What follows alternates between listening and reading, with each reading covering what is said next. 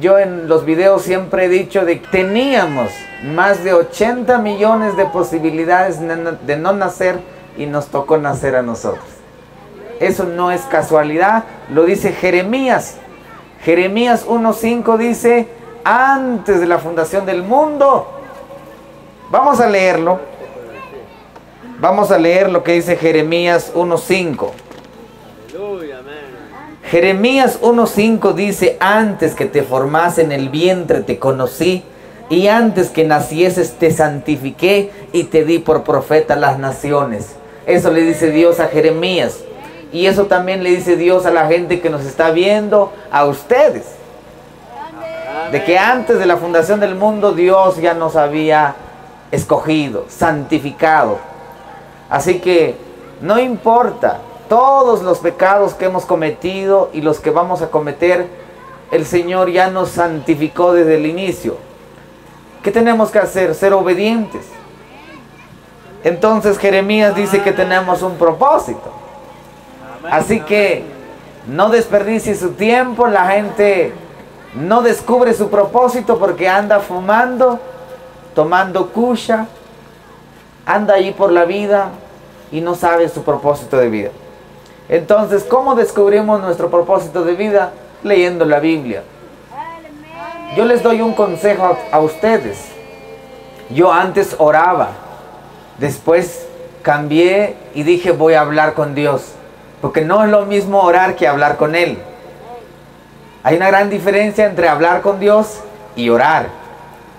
O sea, orar es acercarme a Él con reverencia y con miedo. Hablar es acercarme a Él como un amigo, porque al final Jesús dijo que es el mejor amigo que tenemos. Entonces, ¿cómo llega usted con su amigo? O sea, con miedo, no llega con confianza. Y si Jesús dijo, yo y el Padre uno somos, así que Él es nuestro Padre. Entonces tenemos que hablar con Él con confianza. Hablar. Hay una gran diferencia entre hablar y orar. Orar es repetir. Hablar es expresarme sin miedo. Yo he venido a hablar muchas veces aquí. Yo le digo a Yeslin una vez vino conmigo, Yeslin, vamos a subir al monte, le dije. Moisés dijo lo mismo al pueblo de Israel, subiré al monte. Entonces yo le digo a Yeslin, subiremos al monte, pero no allá, sino al monte, a este lugar santo. Jesús predijo cómo iba a morir y 3 días después resucitó. Y pasó, es un hecho histórico. Hay más evidencia de la resurrección de Jesús, de su vida, de su caminar, de su muerte, que las evidencias de que existió Aristóteles, Platón, Sócrates. O sea, hay más evidencias del caminar de Jesús fuera de la Biblia. Hay evidencia. O sea, la existencia de Jesús no es una invención de los primeros cristianos. No, Jesús resucitó. Y hoy estamos acá porque creemos en Él. Él nos enseñó de que tenemos que amar a Él por sobre todas las cosas. Y eso estamos haciendo acá. Para la mente común, la mente que no entiende esto, la gente está loca porque va a una montaña. No, no estamos locos. Hay que darle gracias a Dios porque aún se predica el Santo Evangelio. Va a llegar un día cuando Él dice que esta palabra va a ser recogida. Los ángeles, escuchen esto, los ángeles en el cielo desean tanto venir a predicar el Evangelio en la tierra. Pero ¿sabe qué le dice Dios? No, para eso tengo la iglesia allá. ¿Para qué van a ir ustedes? Pero dice que los ángeles desean tanto venir a predicar el Evangelio. Pero el Padre dice, no, para eso está la iglesia. Está la iglesia predicando allá. Pero ¿cómo predicamos el Evangelio de manera efectiva? Con nuestra forma de vivir, nuestra forma de pensar. Es más fácil predicar el Evangelio con mi testimonio que con la Biblia en la mano. Yo tengo que ser la Biblia andante para aquellos que no la leen. ¿Cómo demuestro yo que soy cristiano? Con mi forma de vestir, mi forma de hablar, mi forma de caminar, todo. Estoy diciendo que soy cristiano. La nueva criatura, que dice Pablo, de modo que si alguno está en Cristo, nueva criatura es. Así que hay que dejar las cosas del mundo. Hay muchas cosas del mundo que la iglesia vive. Hay muchas cosas del mundo. Hay muchas cosas paganas que los vivimos en la casa. Entonces tenemos que dejar eso. A los padres de familia, reúnanse a orar con sus hijos, no solos. Yo conozco mucha gente que es líder de iglesia. Va a la iglesia a predicar, pero sus hijos organizan campeonatos de fútbol. Yo no digo que el fútbol es malo. Es un deporte que todo el mundo lo practica. Pero ya organizarse en campeonatos, ya meterse de lleno a eso, como que ya no mucho. ¿Saben por qué? Porque ahí hay expresiones, la gente se enoja, hay hasta peleas, que luego hay que ir a tomar y fumar, y entonces ya nos vamos yendo por otro camino. Pero yo conozco aquí en Zipacapa líderes de iglesia que sus hijos hacen eso. Entonces, ¿qué estamos diciendo a la gente que no es cristiana? Entonces es más fácil predicar el evangelio con el ejemplo arrasa. No necesito decir que soy cristiano, porque la gente automáticamente va a ver una diferencia en mí. No necesito. Cuando yo estaba en la universidad, yo siempre andaba mi Biblia en la mochila. Por si me atacaban, sacaba mi Biblia. Porque a veces debatía con los maestros que daban clases. Y mi compañera me dice, Jenner Cruz, ya no hay que debatir con la licenciada Sandra. Ella le va a hacer perder el curso a usted. Y siempre me decían así porque eran fuertes las conversaciones. Pero no, la licenciada Sandra después, cuando finaliza el semestre, me dice, Jenner, gracias, porque con usted aprendí muchas cosas. Pero yo hablaba mucho de la Biblia, porque la Biblia estaba haciendo eco en mi vida. Ese es el producto de una vida de oración, de una vida de ayuno, una vida de no solo escuchar a Dios, sino vivir lo que dice la Biblia. Hay una frase que dice, no es cuánta Biblia sabes, sino cuánta Biblia vives. Mucha gente sabe de la Biblia, pero cuánta Biblia están viviendo. Una cosa es saber y otra cosa es vivirla. Si vivimos la Biblia, tenemos un cambio entonces en nuestra vida. Si no vivimos la Biblia, no va a haber un cambio. Va a ser 30 años de ser cristiano y su vida sigue siendo la misma. Porque no está viviendo la Biblia, solo sabe de la Biblia. ¿Conocen ustedes gente que es cristiana, que no avanza y no deja avanzar a otros? Si nosotros espiritualmente no crecemos, no vamos a crecer en otras áreas. No va a crecer usted económicamente si espiritualmente no crece primero. No va a crecer intelectualmente si espiritualmente no crece primero. Entonces, si no crezco espiritualmente, puedo estar allá luchando con un negocio y el negocio no sale, porque no he crecido espiritualmente. Pero cuando yo estoy espiritualmente bien, la gente va a ir solo a comprar a la tienda, al negocio, porque yo estoy bien. Pero si busco primero el dinero antes que Dios, voy a buscar el dinero y no voy a llegar. Voy a tener deudas, voy a meterme en este negocio y no voy a salir. Porque Dios no está allí.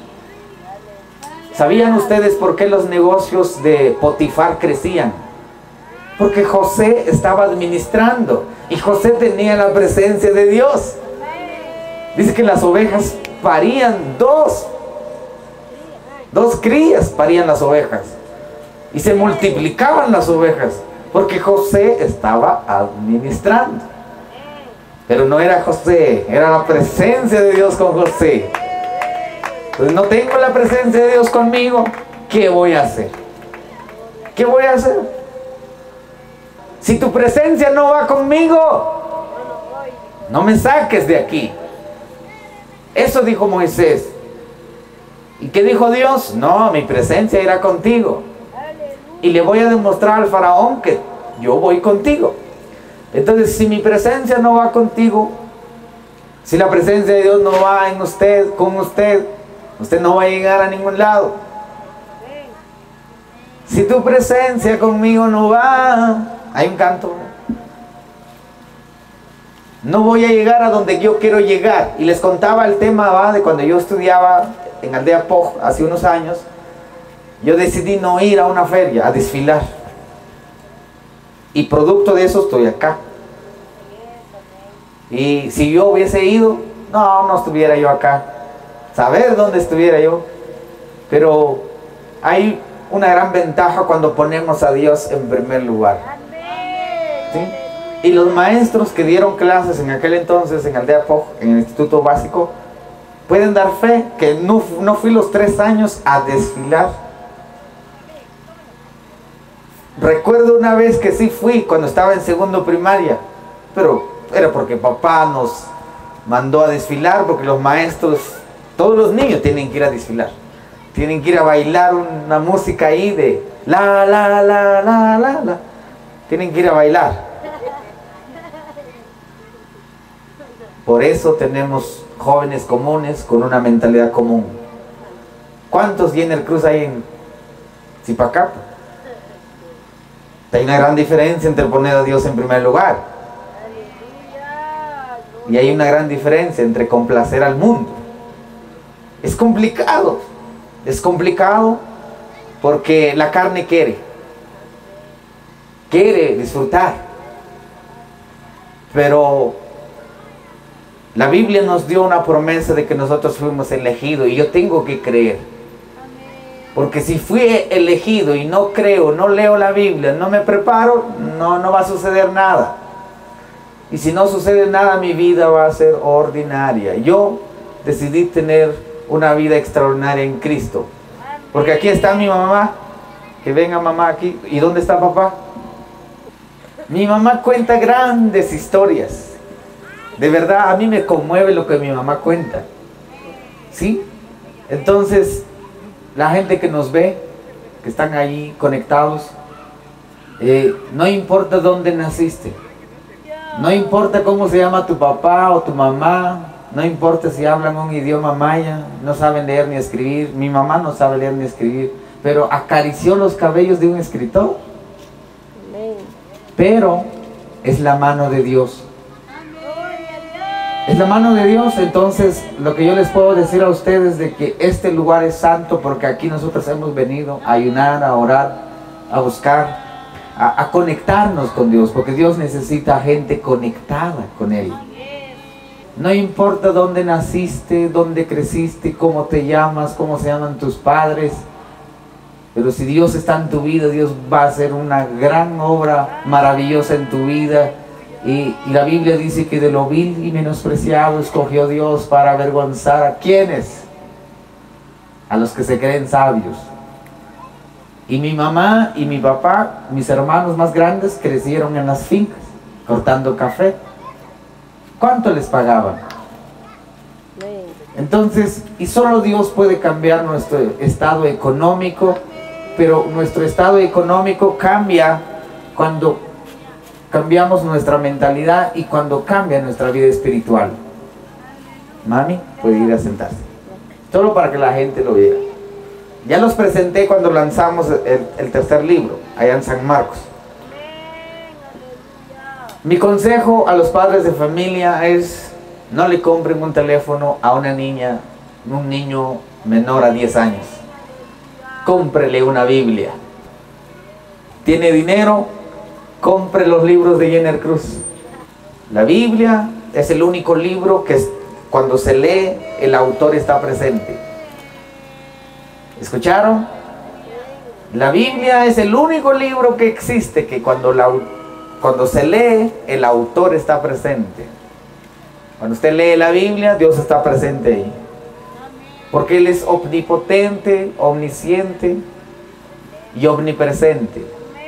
Omnipotente, omnisciente y omnipresente. ¿Qué significa eso? Omnipresente, que está en todo lugar. Omnisciente, que todo lo sabe. Y omnipotente, que todo lo puede. Nuestra fe, les decía yo a ustedes, no es una fe ciega. Es una fe que puede tener evidencia si nosotros estudiamos. Y mucha gente en las redes sociales me mira a mí como una inspiración para la juventud. Pero no fue fácil. O sea, hay un proceso. Y a la gente no le gusta el proceso. A la gente quiere las cosas ya. Ya las mujeres ya no quieren cocinar. Una sopa instantánea es más rápida, ¿no? Ya no quieren el proceso, quieren las cosas ya. Los jóvenes se quieren ir ya a los Estados Unidos porque dice que allá en menos de un año tienen carro, tienen casa. Pero no es así. La vida ya es otro nivel. Hay otras cosas, o sea, hay otras cosas que enfrentar. No es tan fácil. Todo tiene un precio. Jesús tuvo que pagar un precio para que usted y yo tuviésemos la oportunidad de ser llamados hijos de Dios. Y Jesús, antes de que Él fuese entregado, Él le dijo al Padre: Padre, si hubiese otra opción de cómo salvar la humanidad sin que yo muera. Dice que Él fue a orar. O sea, Él se sintió triste, solo, tuvo miedo, porque era... entonces Él va a orar cuando empezó a sudar sangre. Entonces Él le dijo: Padre, si hubiese otra forma de cómo salvar la humanidad sin que yo muera, porque Él sabía lo duro que iba a ser. Pero si no, que se haga tu voluntad. Él dijo: si hubiese otra opción de pasar esta copa sobre mí, o que se haga tu voluntad. Pero no, Él tenía que morir en la cruz. Cuando uno estudia biología, estudia historia, no es tan fácil recibir latigazos, 39 latigazos, con hierro, con huesos. Después hay que cargar la cruz hasta Gólgota. ¿Cuánto tiempo cargó la cruz? Y dice que hay una parte que menciona que tuvieron que buscar a una persona que ayudara a Jesús a cargar la cruz porque Él ya no aguantaba. Y todavía la gente se burlaba de Él, lo escupían. Pero Él tenía que pasar ese proceso. Y cuando llegó a la cruz, le clavaron aquí. Pero todavía resistió. Y encima le ponen una corona de espina. Luego de eso, ¿cómo son las cosas? Los romanos tenían que encargarse de que Él tenía que morir. Le pullaron aquí, ¿ve? En el costado, por eso dice que le pullaron en el costado. Y Jesús, cuando cae todo el pecado del mundo, por eso el pecado nos aleja de Dios para la gente que nos está viendo. Porque Dios puede estar aquí, pero si tienes pecado dentro de ti, o sea, es como una barrera, es como un muro. Que Dios puede estar tan cerca de ti, pero tu pecado no deja que Dios se acerque a ti. Entonces, cuando todo el pecado del mundo cae sobre Jesús, el Padre se va. Porque Dios no puede estar donde hay pecado. Entonces el Padre se va. Y cuando el Padre se va, Jesús se siente solo, desamparado, triste. Y dice unas palabras: Elí, Elí, lama sabactani. ¿Qué significa? Padre, Padre, ¿por qué me has abandonado? La presencia del Padre se fue automáticamente cuando el pecado del mundo cayó sobre Jesús. Entonces Él sintió